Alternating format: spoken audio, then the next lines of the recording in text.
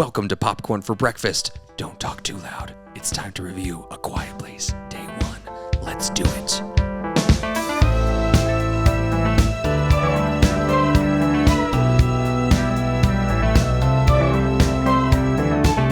This is Popcorn for Breakfast, presented by St. Louis Area Smoothie Kings. Now, here are your hosts, Cam and Kirk. Welcome in, everybody. Welcome. I've got a haircut and a Hawaiian shirt. My name's Kirk, and this is Cam, and he's got, I don't know what he's wearing. He's wearing a low self-esteem. That's what he's got. Thanks, Kirk. But I love the vibe that you're emitting right now. It's radiant, honestly. Thank you. The Hawaiian shirt, when I saw you walking into my house at 11 p.m. in a Hawaiian shirt, I was like, that is a vibe and a half, and I'm here for it. Maybe this is my new thing. I just wear Hawaiian shirts. Dude, I love that for you. I think that would be... I'd welcome it. Steve Jobs had a black turtleneck. I'm going to have Hawaiian shirts. Your wife? I don't know, but I welcome it for sure. Well, she bought this for me. She did. Okay. And she said, when are you going to wear that new shirt? She was begging me, actually. Okay, that's half the battle. You know, she has quite the vision, so I imagine that I should just dive right in and just say, buy me anything you want me to wear, and I will do it. It's true. You should always trust when wives buy you clothes. Mm-hmm. I learned that lesson too late in my marriage, and my wife would buy me things, and I'd be like, I would never wear that. And then I started trying some things out that she was giving me, and I was like, oh wait, she's got it. Right? I was the one with bad taste, as it turns out. Oh, I love it. Well, you know who doesn't have bad taste? The writers, creators, director of A Quiet Place, Day 1.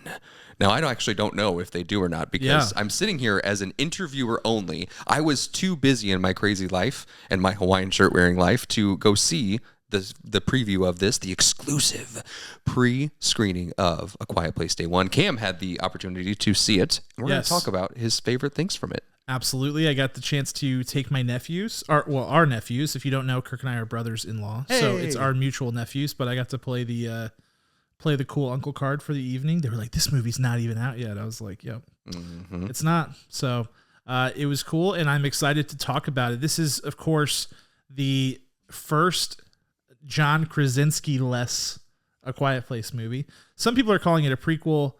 I mean, it is for all intents and purposes, but it's also a spinoff because it is within the same world, but it does not, none of that original Emily Blunt-led family is involved in this story. So it is both a prequel and a spinoff, and that makes it really kind of interesting. Fantastic. We are going to talk spoiler free, and all of that was in the trailer, basically. Yep. Top of the questions, before we get into the superlatives of the night, Cam, I got to ask you, so you said it's not a prequel. I know in Quiet Place 1 and definitely in 2, we get a glimpse of the very first day of things already. So this takes us for a longer journey on that Day 1 event. Is that correct? Yeah. A Quiet Place 2 gives us a really good snapshot of what things were like immediately before things happened.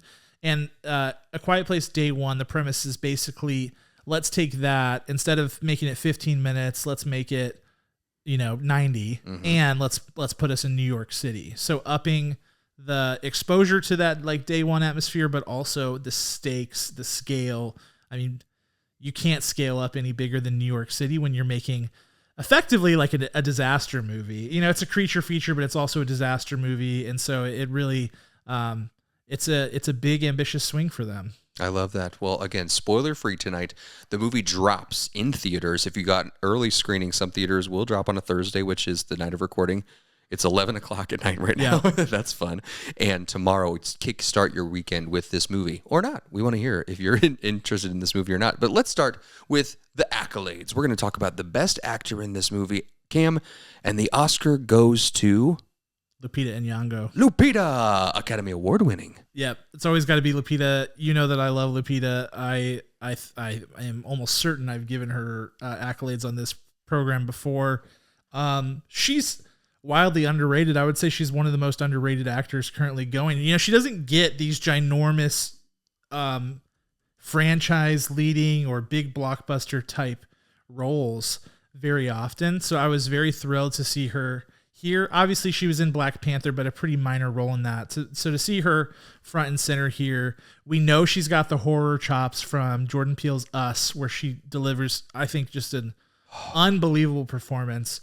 And this performance for her is transformative. I mean, I've poured over the like information that's shared in the trailers and things like that to make sure I stay spoiler free. Yes. And they really don't give you much on anything. Wow. In terms of the characters and things like that. So I'm just going to stay out. But there is a huge portion of this character that you learn early in the film that is, for me, was extremely unexpected and immediately has you go, okay, we're in for quite a ride here. And Lupita and her ability to just understand this character and develop it, and the character arc that her character Samira, who she goes by Sam, the arc of the character is lovely, and her performance is beautiful. And one of the things that's unique about this A Quiet Place movie is there is no, I mean, that main family, they all know ASL. Yes. You know, they're all signing to each other. Yes. You get a little bit less of that in A Quiet Place Part 2, where you have Millicent and Cillian Murphy on their own, and he can't understand her signing. So there's a little bit more of that. But in this movie, I mean, there's none of that going on. It's they have to get creative with communication, and there's big chunks where there's no communication, verbal communication happening, or nonverbal really happening at all. So there's a lot of emoting, and there's just a lot of wearing your expressions, and Lupita is second to none in that department. She does so well. I gotta say, you're selling me on this movie so far. Yeah, very easily right away. It really is. Like, I mean, I think the first few minutes of this, when you learn about the character Sam, before you learn anything else, you're like, okay, I'm all in. And that was something that was really welcome, because I was hoping the gimmick wouldn't just be like, we're in New York now, you know, because I mean, it's fine. Everybody has probably had the thought of like, oh, what would this be like in a big city?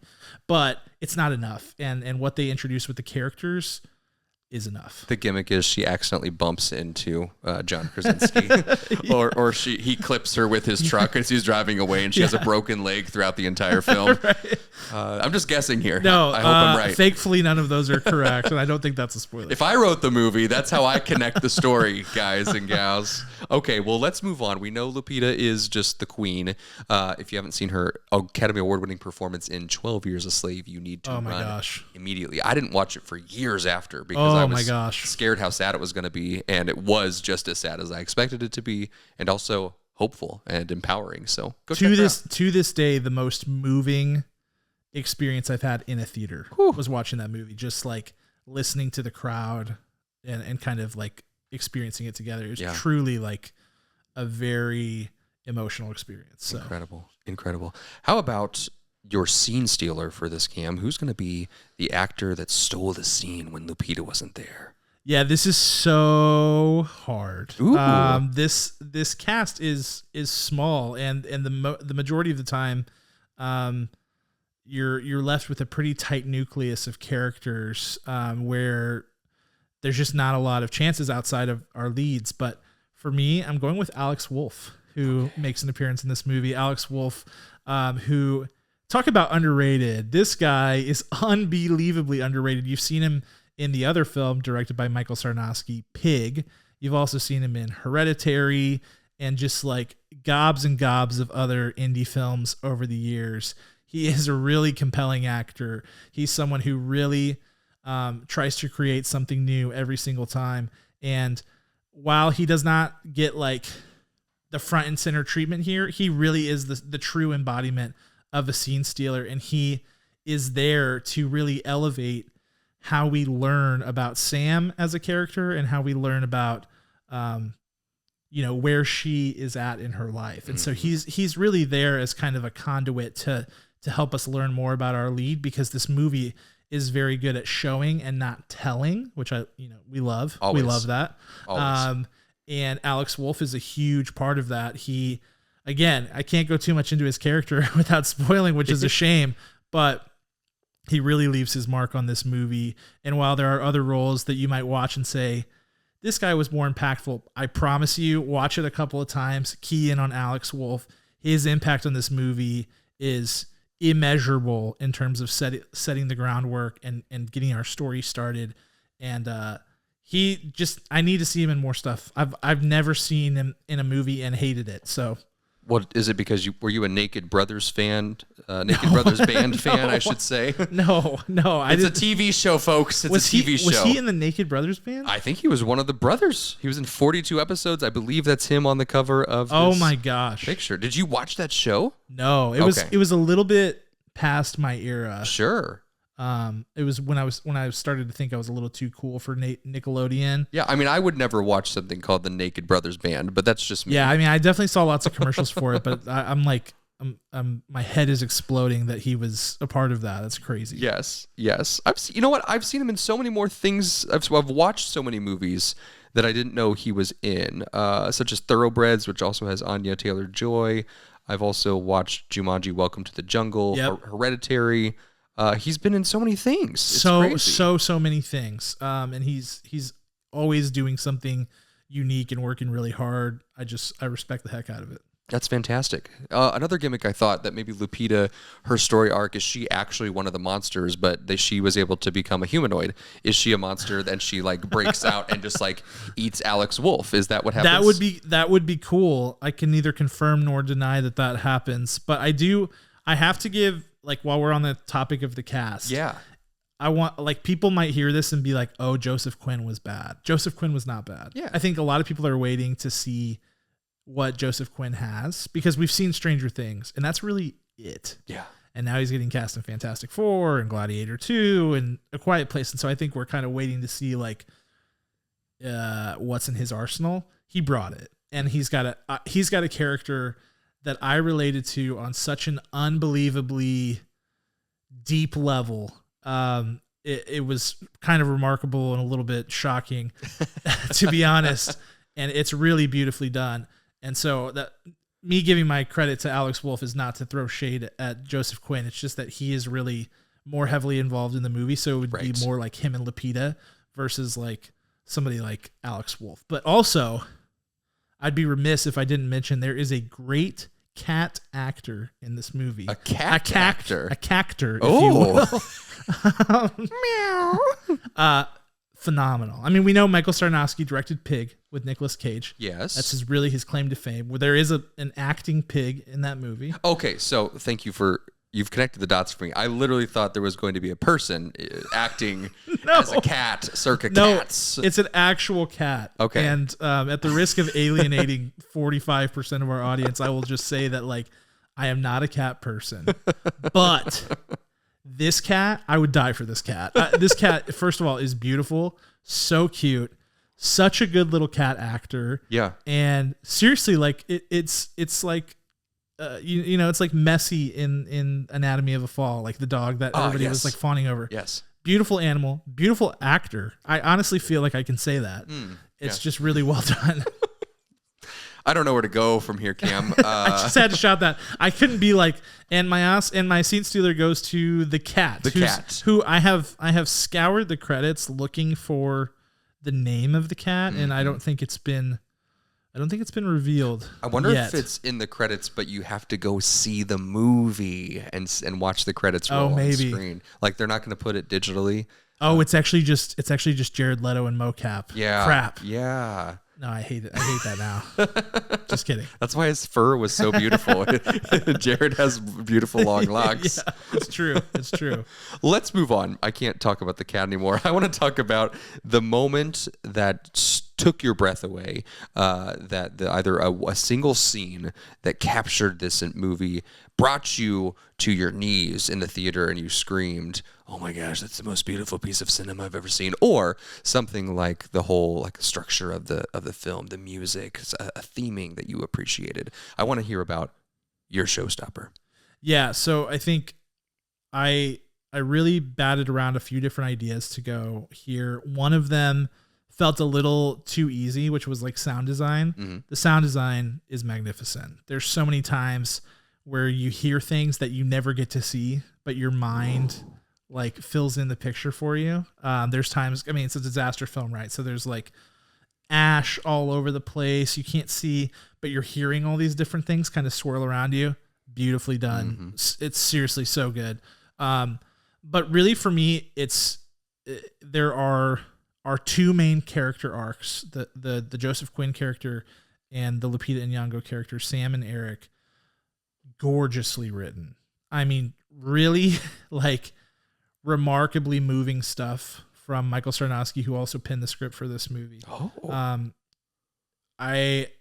have no real words to quantify just like how well the character arcs worked and how real these characters feel and what they're able to do in kind of this.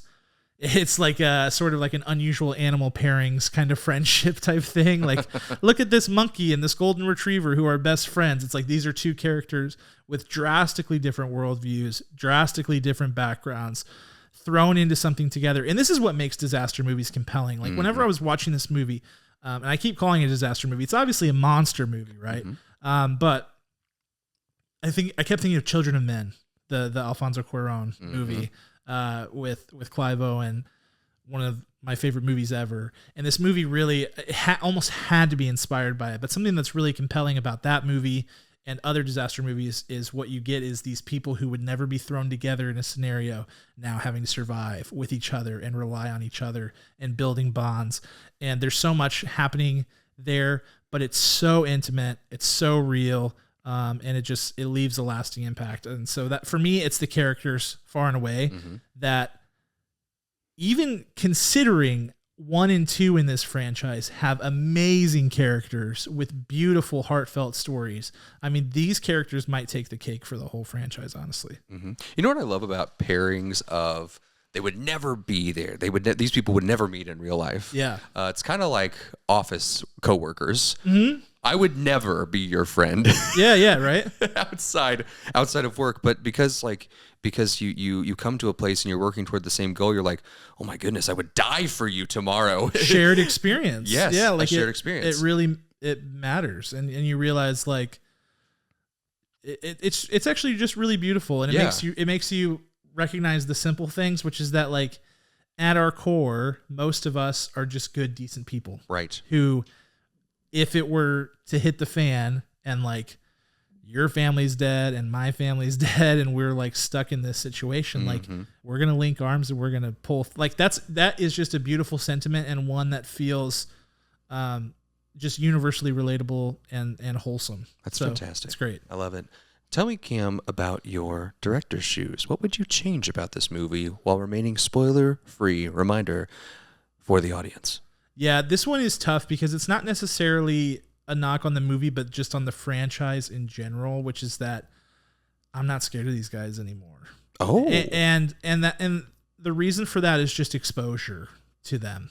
And I think that this does happen with other like monster-based movies. You know, there's kind of a turning point. Like in the Predator movies, there's a turning point where you're like, I'm no longer scared of the Predator. I have a different appreciation for it. But the thing is, with these monsters, there's just not a whole lot to them. We all agree. I mean, I think obviously none of us all agree. I disagree. I disagree with you immediately. But the first A Quiet Place movie is an iconic movie with a remarkably concise but original idea. It's something that everybody's like, this is a great idea. It's very simple. It's very original. How did nobody come up with this before? And so it's great. But because it's so simple, the monsters themselves are really very one-dimensional in general. There's only so many different types of scare set pieces that you can set up over the course of 3 films. And while we learn new things about the monsters in these movies, and they manage to show us them in a different environment, you can imagine the types of things that might happen in New York City, like versus a small town. So there are certainly things that make them scarier. At their core, they're just not as scary anymore, at least for me. And that might be my own personal experience. It's not to say the movie isn't thrilling. It's just to say that like, you're like, I've seen lots of people survive these guys. You know, it's just kind of like it gets to that point.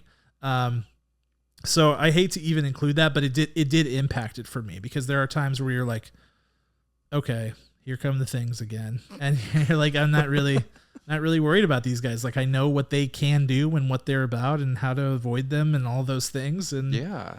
So that's a fascinating note because I felt like in the first one I was horrified. I didn't want them to show themselves. Very scary. Like yeah. I was like, I want to see them, but I don't. Like I don't even want to make a noise because I was like, they're gonna jump out of the screen and eat me. Yeah. And then in the second one, I found myself like crawling into like kicking my feet up a little bit, like because they get trapped in small quarters and a lot of times in A Quiet Place Part 2. Yep. And so I felt like that. So I wonder if it is a faux pas on the new director. Trusting that the animals are scary versus the animals and the specific location that they get met at, if that's powerful enough. Like the combination, I think, is where the home runs came for the first two. The thing that they do really well with the monsters in this one is their ferocity is on full display. Okay. Like how powerful and how fast and how utterly hopeless we are against them as a species is like clear. Because I guess what I'm alluding to, and I don't think this is a spoiler, but if you're worried about it, like earmuffs, you're in New York City. So I will just say it. I will just say this to kind of set it up, so as we can tiptoe into this. A small town has less people, and therefore would probably have less noise, and therefore would probably have less monsters. Deaths. Oh, okay. Yeah.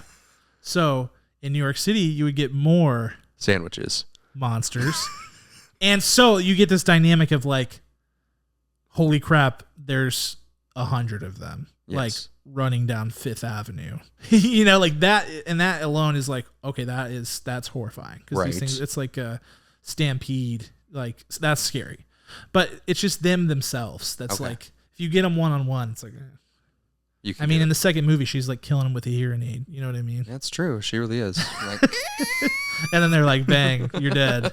So I don't know. It might just be me. It honestly might be. But that does hurt the effect a little bit. Cam is desensitized by mass monster eatings is what I'm we're like, found. yeah. So you've killed 1 million people. Big deal. Kill another 1 million, then we'll talk. Oh, lovely, lovely. Well, let's wrap it up here. I feel like I'm gonna guess your score. Hold on. Yeah, please. I want to type your score over here, and I want you to say your score, and then I'm gonna reveal it on my computer screen. It's been about 24 hours since I finished the movie, which is actually good because I need I need as much time as I possibly get to stifle recency bias. But I will say that I have been really like debating my score over the course of that entire 24 hours. Hold on, I'm gonna add a decimal. Hold on. Okay. Okay. Should I give my final thoughts and scores while you're doing that? I've got mine. Well, I don't want to be. I don't want it changed by your final thoughts. Sure. Because you have a wonderful, eloquent way of speaking about movies, and I don't want to be like, oh, well, he fooled me. I've got my score locked in. Go ahead. Great. What I texted Kirk and Stefano after I saw the movie, because I was trying to keep it spoiler-free, was Michael Sarnoski has the sauce. Mm-hmm. And that's really what it comes down to, is like, he's a great new torchbearer for this franchise if they decide to do more movies with him or decide to do more whatever. Mm-hmm. Even if it's just one and done, he gets it. He took this world and said, how can we tell a compelling story about people in this big city environment? What would be something that's new, something thoughtful? And how can we just think about this in a different way? And he brought his own flair. He brought a cat into the picture. There's really just so much in this screenplay that you're like, wow, they really thought about how can we make this as interesting as humanly possible. And that's exactly how I would describe this, is like, it is just so much more interesting than you would expect it to be based on the premise. You would think that this is just like, prequels tend to be money grabs. They tend to be bad, almost unanimously. Now I'm saying that on the heels of like Furiosa and then this, which is hilarious, because both Furiosa was great, but he really just understands it. It's just a simple, punchy, another 90-minute movie, another really effective movie. It has more emotion in it. The relationships are so beautiful and so real and rich, and that's really what takes it to the next level. It really does expand the possibilities for this franchise on the whole. And I feel like this franchise is one that, like, we talk a lot about, like, oh, no more sequels, let's do something original. This is one we have to celebrate, because this is built on an original idea, and now they're growing it and they're expanding it and they're making it better. Because for my money, 2 is better than 1, and this one could be the best out of all of them. What? So I'm giving it a 9.2 out of 10. Oh. Uh-oh. I was wrong. Were you way low? not way low. I was at 8.2 out of 10. Wow, it could be the best one of the three. It honestly could be. Like, obviously, it can't exist without the first one because of the whole premise, and the first one's iconic and things like that. Yeah. But I rewatched the first two, and I definitely feel like the second one clears the first one in terms of just overall impact and storytelling and things like that. Sure. And this one, I don't know, man. The humanity of it is so good. For those of you who are only listening, Cameron cupped his hand as if the world was in it. As if I could hold the humanity, as if it's a tangible. And that's what I was trying to say. Who's the Greek god who has to hold the earth? Is it Atlas? Or Atlas, is it? Yeah, as if he was Atlas, but he had found a way to shrink it off his back and hold it like a bowling ball. That's what Cam was doing in that silence. I mean, absolutely. It's good point. They say like you could cut it with a knife. That's how the emotional just fervor of this movie. I don't even know if that's the right context. That's the word. You can just really feel it. Yeah. It's lovely. Yeah. You know what I bet you were like in the theater? You know in Mean Girls when Lindsay Lohan breaks the crown at the end? It's just plastic. Yeah. And the friend, what's his name? The big guy, the tall guy. Oh, Damien? Damien. Yeah, and he's yeah. like, that's how I imagine you when someone gets eaten. Not in the big one, but like when there's just a few. And no. Yep. It was definitely an audio-visual experience. They could have just put a camera on me, and that would have been almost as good as the movie. No, I'm just kidding. I would love that. We're going to wrap up here, but I would really love that idea if we could actually get a studio to allow us to have a camera just on us while the movie plays. I think that would be pretty fun. I think we should just do it. Yeah. We won't get arrested or anything, you know. They won't kick us out. No. The FBI won't come and get us like the labels say. It'll be great content. Get us getting arrested? Yeah, I think so. Well, thank you so much for joining us for A Quiet Place Day 1. I almost said Part 3. I know. Because it's just there. I mean, which I still think part 3 is probably coming after watching Part 2 again. It ends on a bit of a cliffhanger. Will it be called A Quiet Place Day 2? A Quiet Place Tokyo Drift is what it should be called. That would be good. You know, Cam has an act for making sure any franchise one day merges with Fast and Furious. Yes, he's going to bridge that gap. But this movie drops in theaters this weekend. In fact, by the time this episode drops, you'll be able to watch it pretty much immediately. Like, listen to our podcast. Here's your instructions. Listen to the podcast. Leave work. Because you're listening to this while you're at work.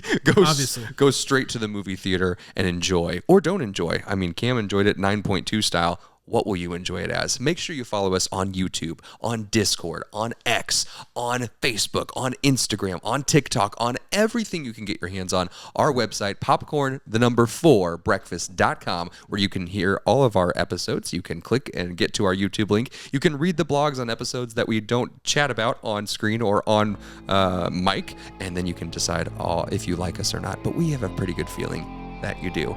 We're so glad you were here. I'm going to have Cam in a Hawaiian shirt next week. Yes. I promise you, I'll find one. And we will talk to you soon. See ya.